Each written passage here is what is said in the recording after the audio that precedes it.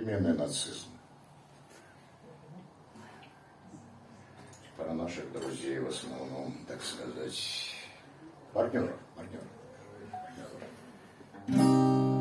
Ну, здесь у меня не совсем парламентские выражения, я их буду пропускать.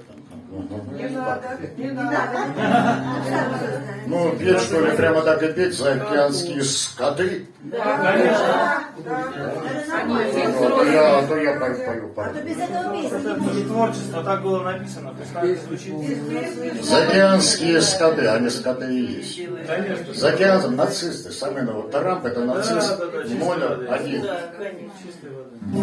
Наши депутаты, помните, из штанов выпрыгивали прямо, радовались, когда в первый срок. Но у меня и про него песня есть, тогда еще написанная. Выключите, пожалуйста, телефоны. Заокеанские скоты, вы что там, твари, обалдели? В бандеровские сапоги народа будь наш захотели. Нацизм шагает по планете в американских сапогах. СС в сравнении просто дети, куда уж им до вас. И трясется, рыдает весь народ, по земле чудовище идет, и стенает, и печалится народ, по планете демократия все прет. И Югославия с Пекини, Сирия, Гватемала, всех стран и островов не перечесть. Сотрудничать с Пасеном, скажем прямо, весьма сомнительная честь.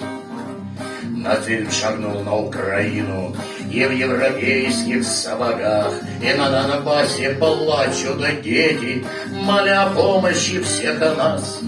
И Хиросима, и напалм Вьетнама, боюсь всех стран и городов не перечесть. Ирак, Ливия и города Афганистана, ну и, конечно, Украина, а нам за суверенность и месть.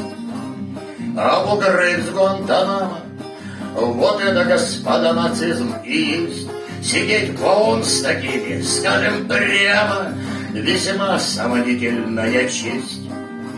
Нацизм шагает по планете в англосаксонских сапогах. И Гитлер с Гиммлером ведь просто дети. Куда уж им до вас?